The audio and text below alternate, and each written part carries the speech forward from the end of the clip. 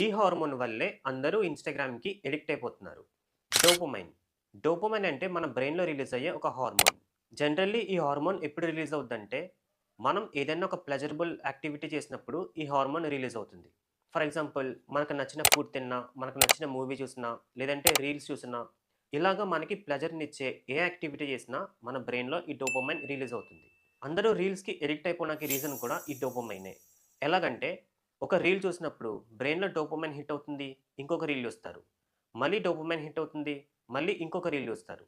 ఇలాగ కంటిన్యూయస్‌గా డోపమైన్ అనేది రిలీజ్ అవ్వడం వల్ల గంటలు గంటలు స్క్రోల్ చేస్తూనే ఉండిపోతారు. కానీ ఇక్కడ ప్రాబ్లమ్ ఏంటంటే, ఈ హార్మోన్ అనేది ఎక్కువగా రిలీజ్ అయితే చాలా నష్టాలుంటాయి. ఫర్ ఎగ్జాంపుల్ మీ ఫోకస్ లెవెల్స్ తగ్గిపోతాయి. క్రియేటివిటీ లెవెల్స్ తగ్గిపోతాయి. ఓవరాల్‌గా మీ బ్రెయిన్ యొక్క పొటెన్షియలే తగ్గిపోతుంది. ఈ వీడియో ఎవరికైనా హెల్ప్ అవుద్ది అనుకుంటే వాళ్ళకి షేర్ చేయండి.